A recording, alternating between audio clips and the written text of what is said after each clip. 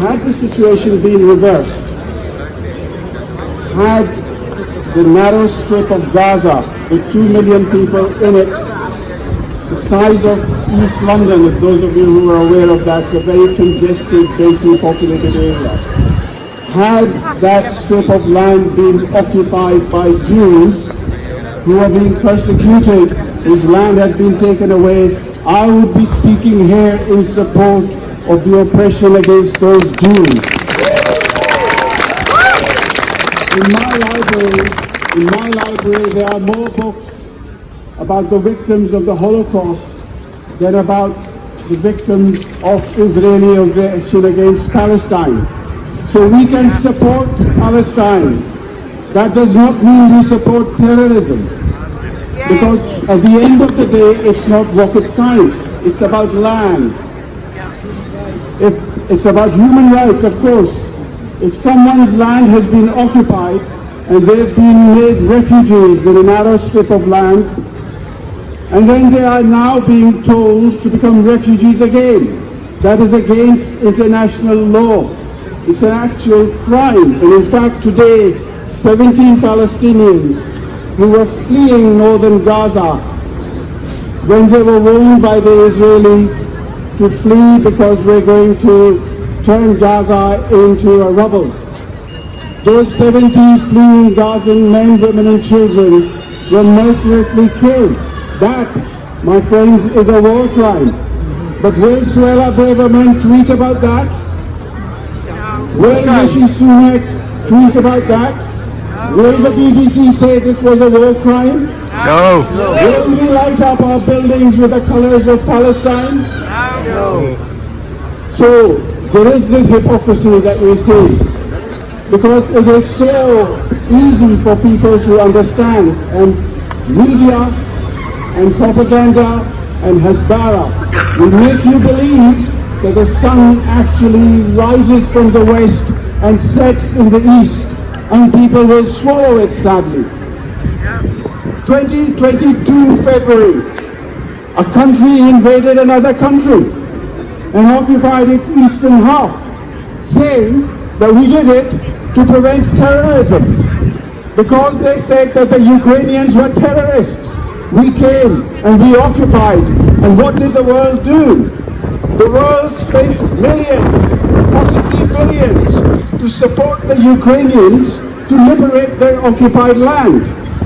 The occupied land of Palestine has been occupied since 1967, when there was a United Nations Security Council resolution. And people bring these resolutions when they want to invade a country, like they did in Iraq. They will even twist it and bend it to justify aggression, which was the case in Iraq. But this resolution, which is a Security Council resolution, which has to be enacted, asks Israel to retreat back to the 1967 borders. And that, my dear friends, is the solution to the problem.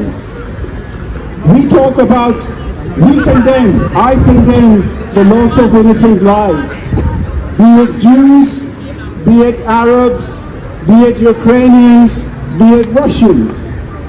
But the settler who kills a Palestinian and the Palestinian who kills a settler, they are both victims. They are victims of the indifference of the West towards what is and what should be the obvious. And the West can exercise its power on Israel to ensure two things, basically.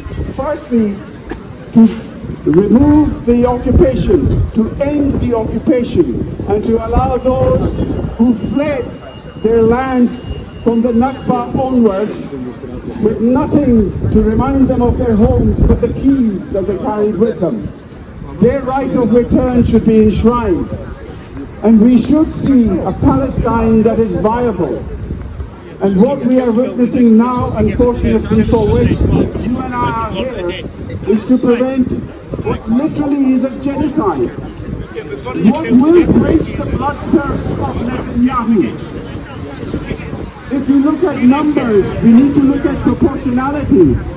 The sins of a criminal must not be met on the sin or on the rest of. So my dear friends, let us resolve. Let us old, that we will support oppression wherever we find it. And today we find oppression in Palestine. How many of you have heard a story on the BBC of a man who was 5 years old, who held the hand of his mother while she was dying? She was a nurse when her clinic was bombed by the Zionists, who was then, along with his siblings, brought up by his elder sister. And a few years later, he witnessed his sister being killed by helicopter gunships with 36 bullets in her chest whilst rescuing her baby from the flat where she lived, which was bombarded. We must stop this oppression. We must prevent the genocide in Gaza, and we must raise our voice. Do not be deterred from what Miss Braverman says. We do not support terrorism. We do not support Zionist terrorism. We do not support Arab terrorism. We support the right of the Palestinian to live in a free land. As the man today on BBC said,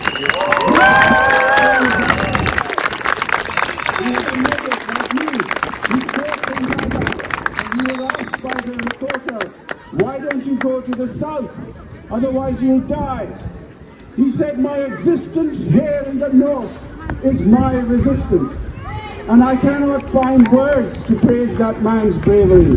So let us agree that today the oppressed, in terms of proportionality, are the innocent men, women and children of Gaza, the babies who are dying. And we do not condone the killing of any innocent, but those people who kill and those people who then undergo revenge, they are both the victims of the powers who can wield and exercise force on Israel and reverse this tragedy. Thank you very much.